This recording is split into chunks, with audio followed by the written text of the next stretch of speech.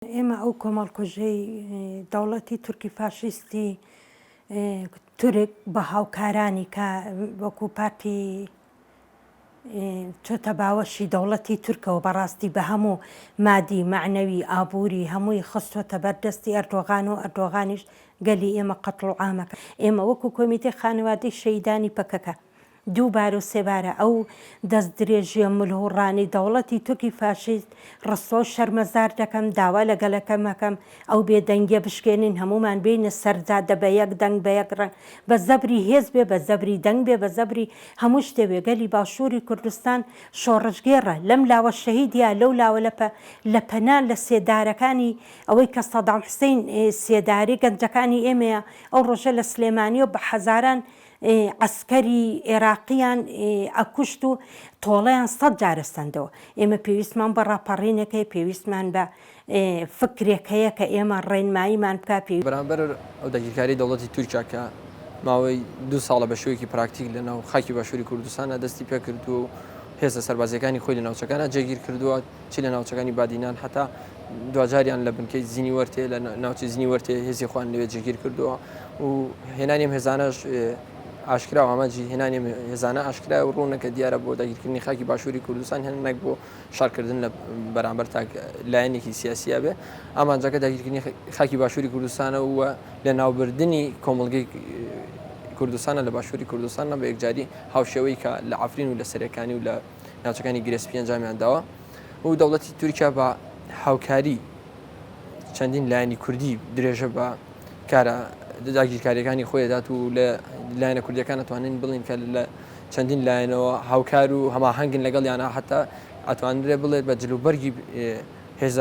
هێزەکانی پێشمەرگەی کوردستانەوە ئەوان هێنە ناوچەکانی بادینانەوە خۆیان جێگیر دەکەن. بێهەوڵوێستبوونیان لە بەرامبەر ئەو هێرشانەی دەوڵەتی تورکیایە بۆ خۆی سەلمێنەری ئەو ڕاستیەکەمان هەماهەنگ و هاوکارن و هاو ئامانجیشن لەگەڵ دەوڵەتی تورکیا. بانگوازی گەنجانی وڵاتپارێزی کوردستان بۆ تەواوی کۆمەڵگەی کوردستانە لە هەر 4 پارچەی کوردستانە کە ئیتر پێویستە گەلی کورد خۆیان بەڕێخستنکەن و خۆیان پەروەردەکەن و دوژمنی خۆیان بناسن و بزانن کە دەوڵەتە داگیرکەرەکانی گەلی کورد و دوژمنانی گەلی کورد هیچ کاتێک بە تەنها هێزێک ناکەن ئاماجە و باشترین نمونەی کورد لای ئەوان کوردێکی مردووە و هیچ کاتێک هیچ کامێک جیاوازینە لە چاوی ئەوان و لە ئاماجەکانی ئەوانەوە کوردێکی بەکرێک گیرا و کوردێکیش کە بەرخۆ بدات و لە بەرامبەریانە بۆسێتەوە بۆوان هیچ جیاوازێکی نییە لە هەمان کاتە هەر کاتێک ئەمان تەواو بن نۆرەی ئەوانی ژێت و سەری ئەمانی ژێدانی ئێمە ئەتوانین ئەو داواکاریە لە کۆمەڵگەی کوردستان بکەین چی بۆ گەنجان بۆ ژنان بۆ تەواوی سەرجەمی کۆمەڵگە کە خۆیان بەڕێخستنکەن و بتوانن لە بەرامبەر ئەم داگیرکاری دەوڵەتی تورکیا هەڵوێست بنوێن. بەڕاستی و کارەساتە کارەساتێکی زۆر ناخۆش بوو و کۆزانی ئێمەی کورد دایمە لە نەهامەتین، دایمە لە شەڕین، دایمە لە جەنگین و هەموو وڵاتە زلهێزەکان هەموو دەسەڵاتە زلهێزەکان ئەیانوی کورد لە ناوبەرن وەکو چۆن وەکوسانیمان ئەو هێرشەی تورکیا ئەو فاشستانی تورکیا کە هێرشیان کردە شار باژێر هەموو باشوور پێی ناخۆش بوو. ئەوەی کورد بێت و بە کوردی قسە بکە ئەو وحشی گەری پێ ناخۆش بوو و دوو پێشمەرگی زۆر دوو گەریلای زۆر بەجەرگی کوردمان لەدەستدا بەداخەوە مخابن وەکو هونەرمەندێ من زۆر دڵگرانم. پێویستە سەرۆکەکانمان لایەنە پەیوەندیدارەکان دەسەڵاتدارەکان نێڵن کە ئەو شتە ڕوو بدات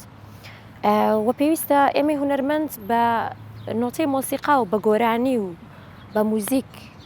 بەرەنگاری ئەو هەڵوێستە ناشری نەبینەوە و گەلیش چین و تۆژەکەی تریش بە چەک بە قسە بەرەنگاری ئەو فاشستانی تورک بنەوە. زۆر گرنگە ئەوە بەسەر چاوی یەکەمدا ئەنرێ، بەڵام بەداخەوە من هیچی نابینم کە لە ئێستایا هەڵوێستیان هەبوو بێ،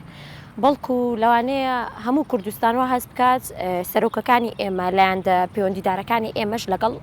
دوژمن نابن دەستیان تێکەڵ کرد بێگینە چۆن ئەتوانن شتێکی وا بکەن لە کوردستانە هەستن لە خەو نێڵن کورد لە ناو بچێت، چونکە ئەگەر